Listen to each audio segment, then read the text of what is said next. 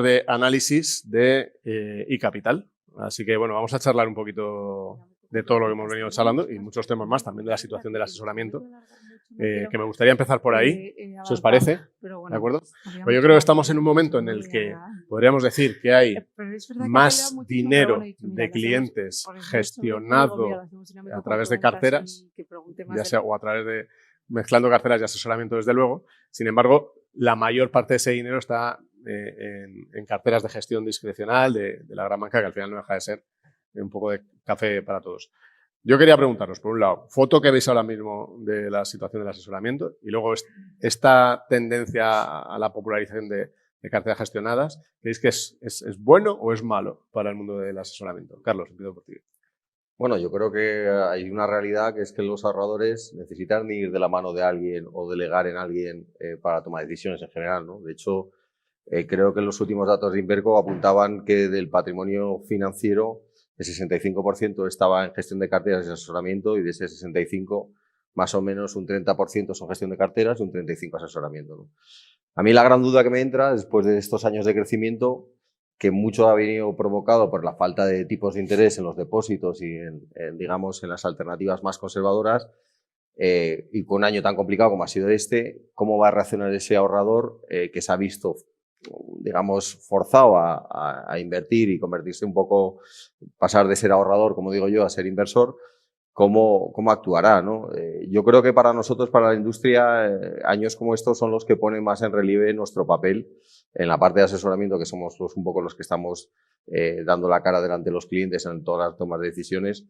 Y yo creo que aquí lo que se tiene que ver, o lo que veremos, es cómo actúan los inversores y cómo habrán visto esa relación con el asesor, ¿no? Entonces, por lo tanto, yo lo que creo es que digamos que para la industria y para los asesores, pues yo creo que estas situaciones crean más oportunidades que otra cosa, ¿no? Y dependerá cómo lo gestionemos para que sigan convirtiéndose en inversores y no vuelvan a ser ahorradores. Es el reto ahora, ¿no? Yo, si puedo seguir el hilo de lo que estabas comentando, creo que los depósitos a día de hoy no son una competencia. Hay muchas entidades que a día de hoy todavía siguen sin remunerar los depósitos, e incluso el día que empiecen a remunerarlos, pues bueno, no dejarán de estar pagando de 0,5 o unos por cientos, cuando vas a tener la inflación probablemente a medio y largo plazo en niveles por encima del 4%, con lo cual si hay un inversor, un cliente, un ahorrador que se siente persuadido para invertir en depósitos, la pérdida en términos reales de su ahorro al cabo de 10 años puede ser tremenda. Entonces, como siempre, yo creo que tener un asesor honesto, independiente, preparado a su lado, siempre es de una grandísima valía. Y luego lo que comentaba sobre el tema de la gestión de carteras, que es, como hacen los bancos, un producto más que venden, no es un servicio, para ellos es un producto más. Lo que estamos viendo es que no se basan tanto en fondos de terceros gestionados por gestoras que no pertenecen a sus bancos, sino que utilizan también mucho fondo propio, en ocasiones también con un doble cobro de comisiones, cobran en el fondo subyacente suyo y también en el servicio de gestión de carteras. Y luego, cuando cada uno de nosotros tenemos clientes en nuestra entidad, pero al final cada cliente es un mundo y le das un servicio muy personalizado, y la cartera que asesoras a ese cliente es una cartera para ese cliente, mientras que al final la gestión de carteras normalmente tiene una serie de perfiles, 1, 2, 3, 5 máximo. Entonces, esa personalización que existe en entidades como las nuestras, pues yo creo que no están en disposición de ofrecerlo. Pues simplemente concretando o concluyendo, para no alargarnos demasiado, pues yo creo que como dato, el dato es malo. Está claro que si estamos en el récord de gestión de cartera discrecional por los bancos, mal de cara a los asesores financieros, pero es verdad, como decía Carlos, que ha habido un crecimiento porque con los tipos a cero pues era más difícil invertir, y yo creo que es más necesaria la figura de un asesor financiero que personalice y que conozca de verdad al cliente, al inversor, y no sea café para todos. Pues yo me quedo con esa parte. Oye, como es tan grande la cantidad de dinero que hay en carteras discrecionales, pues hay mucha oportunidad de crecimiento, y yo creo que cada vez más también los inversores buscan esa personalización y ese servicio que no es café para todos, ¿no? Aquí pasa una cosa, que la personalización y dar un servicio personalizado puede ser caro, ¿no? Al final uno tiene que conocer bien al cliente, ofrecerle una buena propuesta. Quería lanzaros cómo está evolucionando el tema de la rentabilidad en la propia industria del asesoramiento. ¿Cómo estáis viendo qué se puede hacer para aumentar la rentabilidad de los negocios, Carlos? Bueno, yo creo que más que rentabilizar, o sea, decir, es qué es lo que está pasando, ¿no? Y lo que ha pasado es que la figura de los ETFs se ha masificado y hay un vehículo muy eficiente a nivel de costes con el que hay que competir. Entonces, los últimos años, con la barra libre de liquidez que había, pues parecía que gestionar o tomar decisiones era fácil, era mejor comprarte un ETF que replicaba un índice y ya está, ¿no? Entonces, yo creo que ahora vuelve un poco a lo que tiene sentido, que es conocer los intereses de los clientes, hacer una optimización y demás. Y además, te quiero decir, al final no es tanto, como yo digo muchos inversores con los que hablamos, no es tanto lo que te ahorra en costes operativos, sino cuál es la rentabilidad que te hace y cuáles son los errores que evitas por el camino que se suelen producir, ¿no? Que normalmente el inversor tiende a momentos como los que hemos vivido en los últimos años a bajarse del carro en el peor momento, ¿no? Y esos son los que nosotros tenemos que gestionar. Yo tengo una anécdota con Carlos, es que le entrevisté en marzo de año COVID y salió diciendo, no es el momento absoluto de vender y funcionó fenomenal aquel consejo, ¿verdad? Bueno, sí, bueno, la verdad es que fue un timing buenísimo y me acuerdo que uno de mis socios me dijo, Carlos, una de dos, o esto te encumbra o somos los más tontos de la clase, ¿no? Pero bueno, es un tema de creencia de que cuando vienen momentos de incertidumbre y volatilidad, como comentaban, con las previsiones macro, también es verdad que hay que ver qué es lo que está descontado en el mercado y qué oportunidad nos da, ¿no? O sea que... Sí, y luego, tarde o temprano, y yo creo que más temprano que tarde, el pago mediante retrocesiones va a terminar, con lo cual yo creo que todos los ahorradores se van a tener que acostumbrar a realizar un pago explícito por el servicio de gestión, asesoramiento o por ambos. Y por lo tanto, aquellos clientes que todos hemos tenido en su día apreciaban el servicio que les ofrecías, pero luego a la hora de hacer un pago explícito les costaba, pues tarde o temprano yo creo que van a tener que pasar por ese aro. Y respecto a un decremento de los márgenes, personalmente diría que no lo hemos visto, porque ya digamos que venían relativamente comprimidos. Y ya por último, respecto a cómo mejorar los márgenes, diría que ofreciendo un servicio de grandísima calidad y un abanico también amplio a nivel de servicios, ¿no? Y no solamente centrado en lo que es la gestión o el asesoramiento de la cartera financiera centrada en mercados públicos. Pues como bien dice John, yo creo que la clave está en el servicio que se da y en al final conseguir rentabilidad para el inversor, ¿no? Yo creo que cada vez más y con el tema de buscar, yo creo que acabaremos tendiendo más hacia ello, ¿no? El fin de las retrocesiones y buscar el asesoramiento completamente independiente, pues buscar compartir o tener un success fee, ¿no? Compartir ese beneficio. O sea, la forma de mejorar márgenes pues es mejorar también la rentabilidad del inversor final. Yo creo que va en esa línea. Yo creo que tampoco ayudaba el hecho de que los tipos de interés estuvieran tan bajos, porque claro, si hay una parte de la cartera de los clientes que está en renta fija y estaba prácticamente dando cero, o entre el 0 y un 1%, pues era más difícil cobrar por un servicio en el que le ibas a comer lo poco que le iba a dar de rentabilidad y tal. Entonces, yo creo que eso ahora ha cambiado con los tipos de interés actuales y yo creo que eso es bueno para los inversores y bueno para nosotros desde ese punto de vista, ¿no? Por cierto, que hablabas de los cambios que puede suponer el fin de las retrocesiones si llega. A mí me ha sorprendido que no ha cambiado tanto el mercado con algunas de las cosas que han llegado en los últimos años, como la carta anual de los costes que te suponen, o directamente en las cartas de gestión discrecional, que sí hay un pago explícito pues, a gestión. ¿Alguno más le ha sorprendido que no haya cambiado o esperabais que fuera así? Bueno, yo creo que hay todavía desconocimiento por parte de muchos inversores, ¿no? Sobre los diferentes modelos de asesoramiento que hay. Nosotros, por ejemplo, que llevamos desde que empezamos cobrando de manera explícita por el asesoramiento, los clientes están acostumbrados a pagar, ¿no?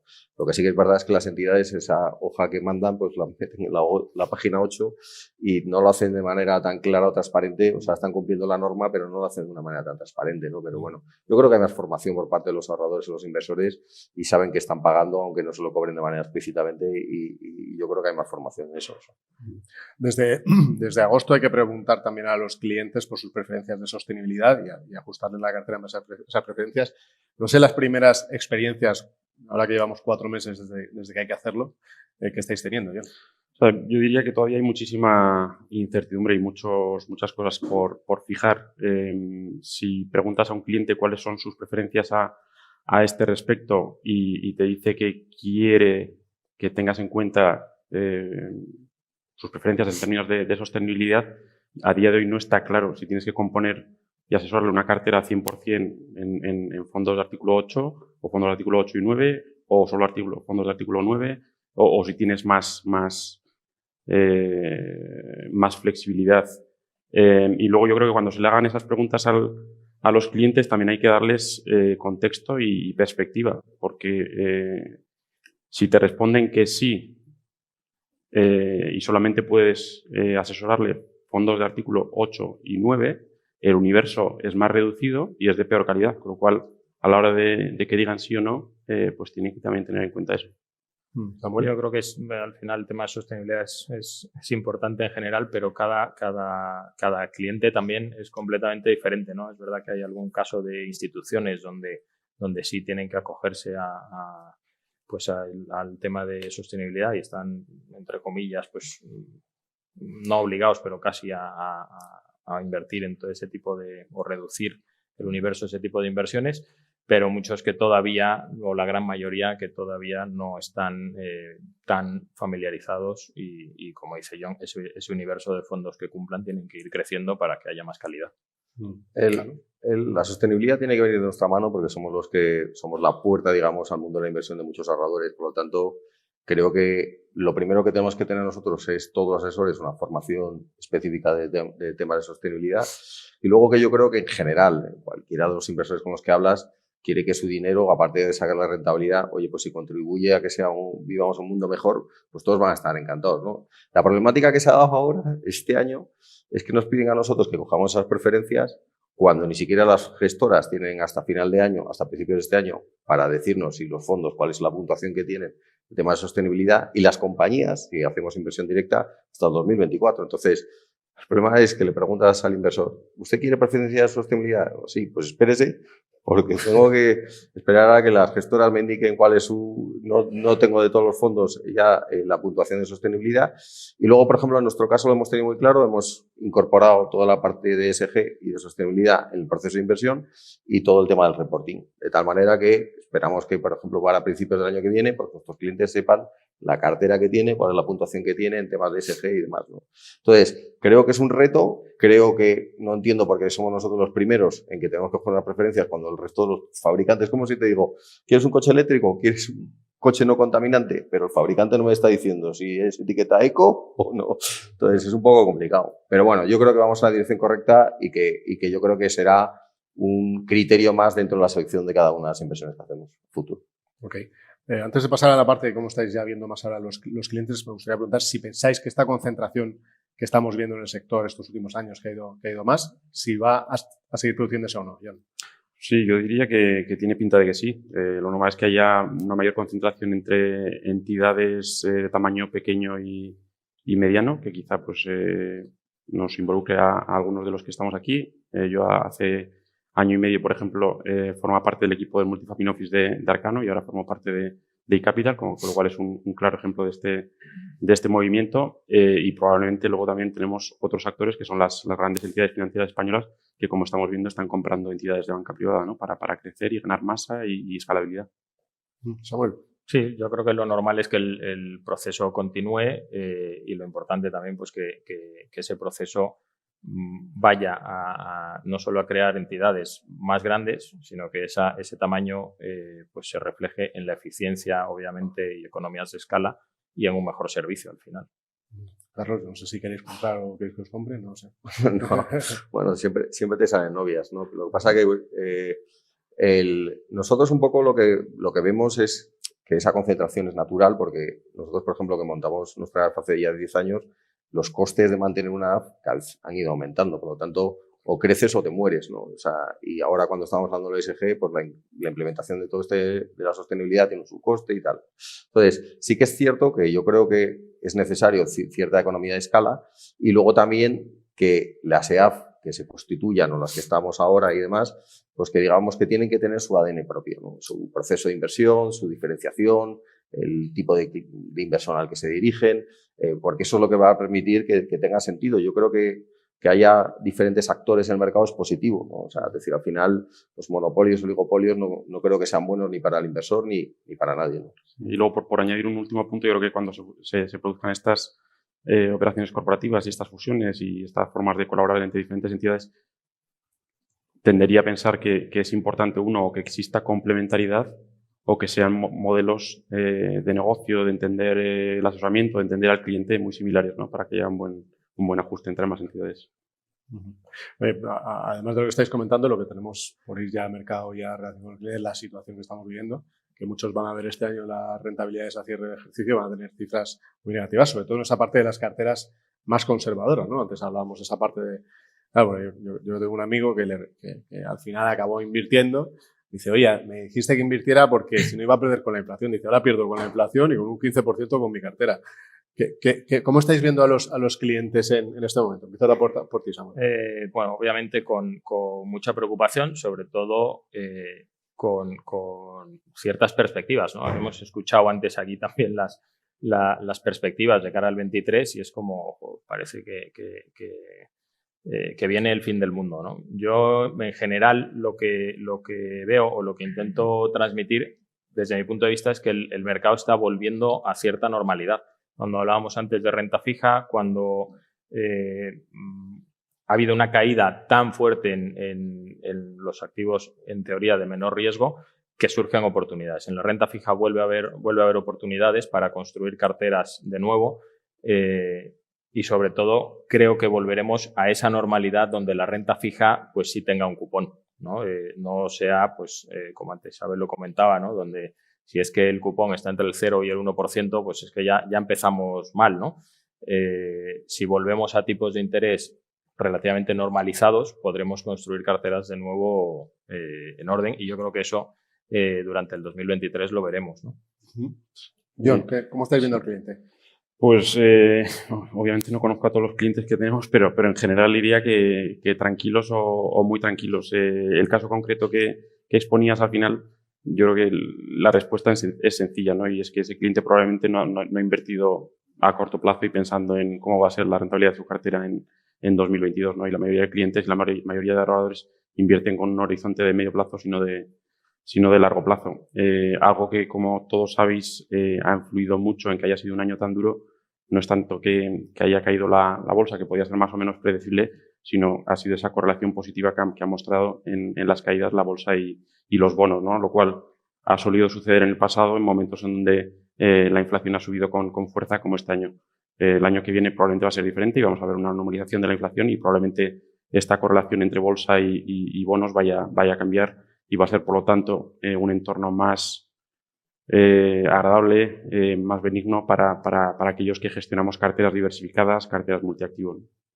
Carlos. Bueno, yo creo que en los últimos 5 años cualquier inversor ya tiene cicatrices por todos lados, ¿no? Porque el COVID, yo lo recuerdo como profesional como mucho más complicado, ¿no? O sea, es decir, estábamos encerrados en casa, la economía parada y no sabías si iba a haber una vacuna o no. O sea, es decir, ahora pues hablaban con las previsiones macro que iba a haber una desaceleración económica. Si ahora justamente el mercado, cada vez que sale un dato bueno, castiga a los activos. O sea, yo creo que a lo mejor el año que viene, si viene una desaceleración, podemos ver los activos subiendo. Entonces, al final, el mercado es un tema de sentimiento y la certidumbre siempre son generalmente oportunidades de compra, ¿no? Entonces, al final lo que tenemos que hacer con los inversores es recordarles cuál es el foco, que es la preservación de capital y que la inflación, aunque a tu amigo yo le diría, oye, mira, es que no sé qué va a pasar, pero tu dinero en cuenta corriente seguro que se lo va comiendo la inflación. En los activos a lo mejor te han caído, pero se recuperarán, etcétera, etcétera, ¿no? Y eso ahora mismo yo creo que es la situación idílica, o yo veo muchas más oportunidades hoy que a 31 de diciembre del año pasado, ¿no? O sea, es decir, la única cuestión es un tema de la gestión de Putin o, digamos, del conflicto geopolítico, que eso es más difícil de gestionar, pero que tampoco veo mucha solución a la misma, ¿no?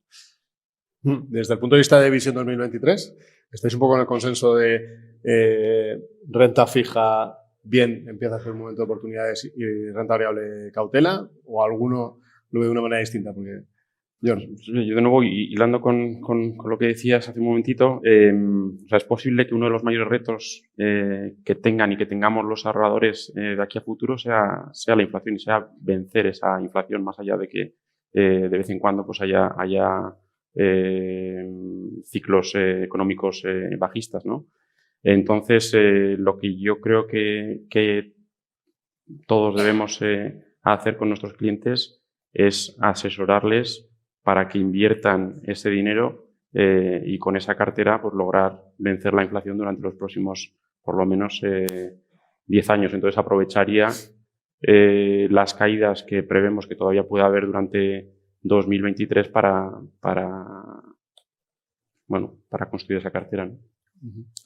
Yo, como decía Carlos en la etapa del COVID, creo que ahora estamos en un momento también donde todo se ve muy mal, muy negro, y yo creo que obviamente no es momento obviamente de vender, si acaso de rebalancear carteras. Creo que la renta fija tiene sus oportunidades y en la parte de renta variable también las hay.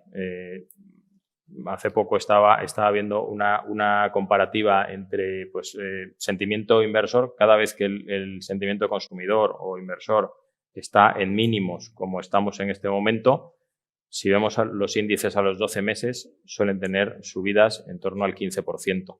No quiero decir que esto vaya a subir el 15%, pero es por cambiar un poco que todo lo que hemos escuchado parece que es negro. Yo creo que llevamos un año, además, o al menos desde el verano, donde todo es completamente negro de cara al futuro. Y yo creo que gran parte de ese escenario está descontado. O sea, los índices están, a pesar de la subida del último mes y medio y demás, pero los índices están bastante bajos. Yo no creo que vayamos a tener un año tan malo. ¿Y Carlos? Bueno, nosotros como invertimos por fundamentales, pues hay una parte del mercado que se ha ajustado con la parte americana, pero nos sigue pareciendo cara. Pero vemos oportunidades, hemos visto oportunidades en Asia. Para empezar, en los últimos, yo te diría un mes, la bolsa asiática, pues sobre todo China, se ha recuperado un 15, un 20%. Por lo tanto, oportunidades hay, ¿no? O sea, evidentemente, cuando vemos la que posible desaceleración del año que viene, también se hablaba que este año vamos a tener recesión, vamos a crecer un 3% del PIB. O sea, yo creo que la parte macro es muy difícil de predecir, ¿no? O sea, nosotros tenemos nuestras estimaciones, pero lo que buscamos son oportunidades y, de hecho, hay activos en los que estamos o compañías en las que estamos invertidos que están creciendo beneficios este año un 30%. O sea, es decir, no podemos, hay que tener en cuenta, digamos, las situaciones que hay en cada activo, las oportunidades que da. Antes, JP Morgan mencionaba el tema de deuda emergente. Pues es que tienes retornos del 11% en deuda emergente y en hard currency, ni siquiera yéndome a divisa local, ¿no? Pues, oportunidades hay. Otra cosa es si sabemos manejar esa volatilidad, esa incertidumbre que hay. Y yo digamos que ahora mismo hay más potencial de revalorizaciones o de rentabilidad en la parte de renta fija, por lo menos, incluso para el inversor conservador, porque hay bonos de grado de inversión a 2 o 3 años que te están dando un 4 o 5% de rentabilidad. Quedarte en liquidez para un posible evento de cuándo salgo a comprar y tal, pues me parece que tienes ciertos riesgos, ¿no? Y que a lo mejor eso no se produzca. De hecho, desde octubre hasta ahora, pues los activos de riesgo se han recuperado de manera considerable y el que se ha quedado fuera ahora tendrá la duda de, oye, ¿qué hago? ¿Me espero? Tal.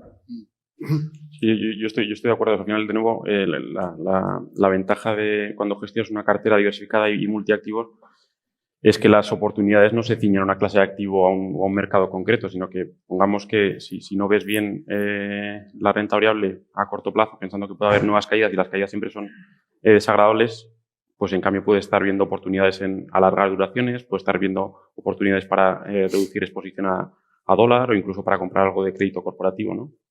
Y esos son los activos más tradicionales. ¿Qué pasa con los alternativos? Porque parte de la necesidad de los clientes es diversificar carteras, pero también del asesor, ¿no? Es una forma de hacer más visible ese valor del asesoramiento. Yo creo que es fundamental, cada vez más importante, son esos pequeños activos que a veces nos permiten pues sentarnos y ver una historia diferente al resto de los mercados, porque es verdad que más en este año donde ha estado completamente correlacionado tanto renta fija como renta variable, pues los alternativos siempre hay que buscarlos que estén descorrelacionados. Pues nosotros hemos crecido en alternativos pues lo que más hemos crecido, haciéndolos incluso para nosotros y para alguna otra EAFI también, ¿no? Para al final crear activos descorrelacionados e intentando también salirnos un poco de lo que hay más en el mercado y buscar también que sean plazos más cortos, ¿no? Porque uno de los grandes problemas de los alternativos pues son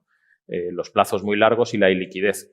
pues si conseguimos hacer alternativos que en lugar de 10 pues sean a 3 o 4 años y ya si conseguimos dotar un poco de liquidez, pues eso cada vez en las carteras da un valor muy importante.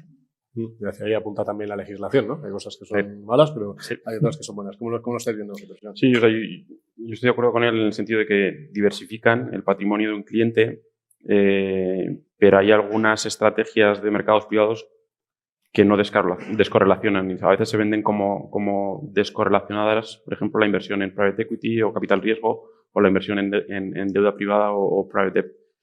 Al final, el riesgo subyacente cuando inviertes en private equity es el mismo que cuando inviertes en renta variable, que es bueno, el riesgo de equity, ¿no? El riesgo de invertir en una compañía, ¿no?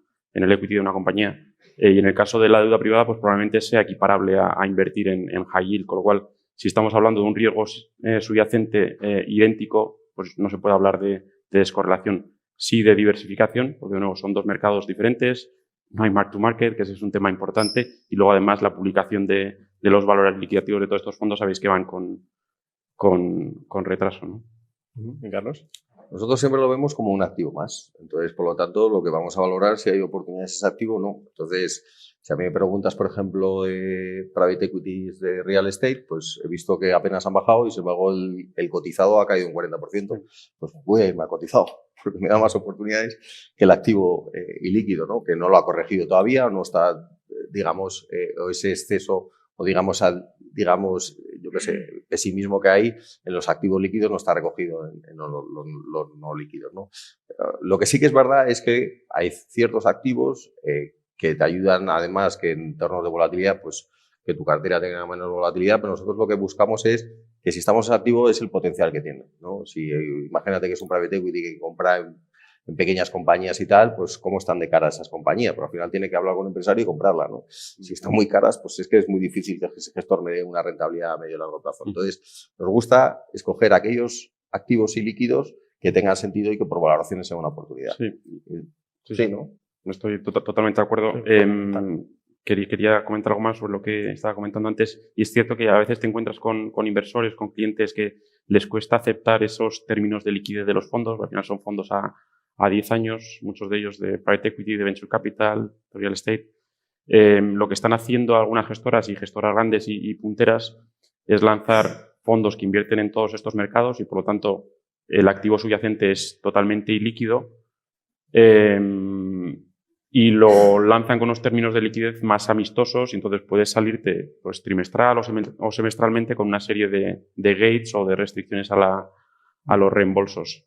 El problema es que esto es un riesgo, es un desequilibrio de liquidez y lo estamos viendo, quizá habéis visto en las noticias recientemente como una gran gestora como es Blackstone está teniendo algún problema con algún fondo de real estate y con otro de crédito porque con los reembolsos que ha habido han llegado, digamos, al tope de reembolsos permitidos y lo que han hecho ha sido restringir los reembolsos, ¿no? Con lo cual eso también tiene su riesgo. Sí, es fundamental que obviamente el inversor sepa exactamente en qué está invirtiendo y yo creo que sí la tendencia será a intentar generarles un poco más de liquidez. Luego hay que ver las valoraciones para esa liquidez y los plazos, intentar reducirlos también para que más sean accesibles a más inversores y es fundamental el tipo de inversor, ¿no? Yo creo que de todo lo que hemos hablado, pues hay inversores pues que se centrarán en sostenibilidad. Hay inversores que los alternativos no deberían entrar, pero hay inversores que los entienden, que suele ser un perfil a lo mejor más empresarial y demás, y entonces pues que entran mejor en ese tipo de activos. Yo creo que, como decíamos, los grandes bancos hacen el café para todos. La idea es que nosotros a cada inversor pues busquemos qué es lo que realmente se adapta a su patrimonio y a su perfil y gustos en la inversión. Bueno, pues vamos a seguir ahora viendo estrategias que nos puedan ayudar precisamente a ofrecer ese valor añadido. Os agradezco a los tres, a Samuel, a Carlos y a John vuestra presencia aquí. Muchas gracias. Un aplauso para ellos.